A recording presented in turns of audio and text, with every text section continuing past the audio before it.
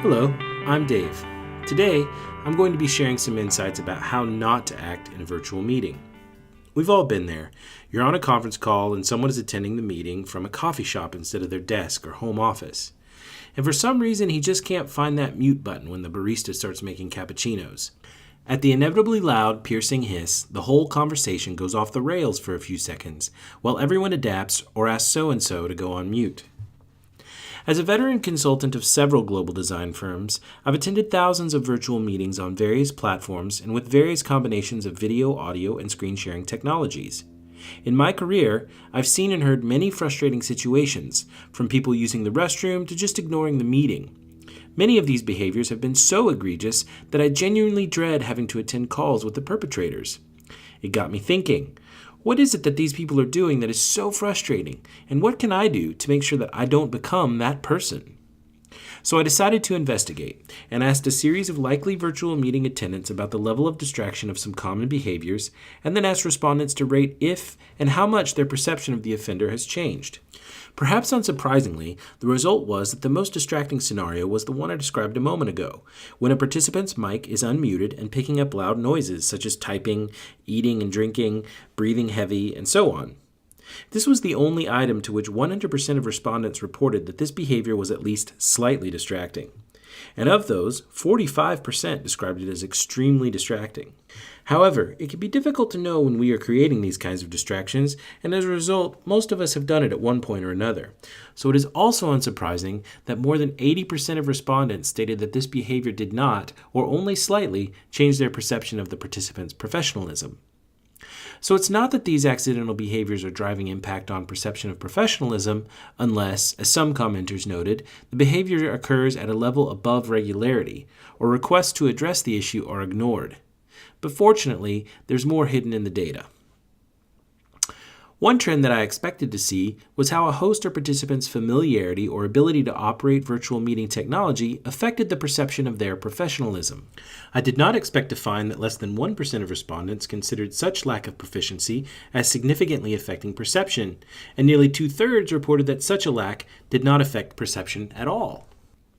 Another compelling trend has to do with disengaged participants, or those whose behaviors indicated that the participants were distracted or only partially engaged in the meeting.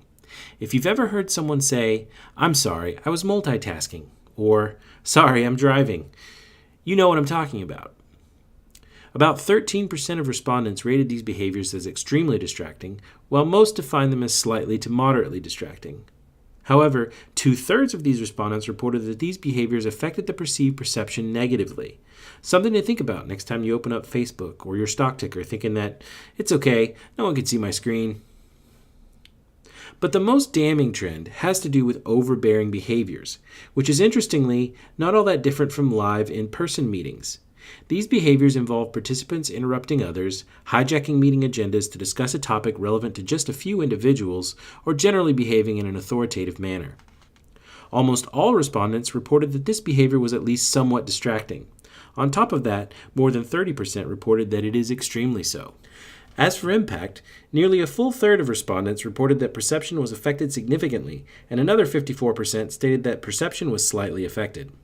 Taken together, this means that 9 out of 10 participants in virtual meetings would consider these behaviors to negatively impact their perception of the offender, even if she or he was a superior. So what can you take away from this?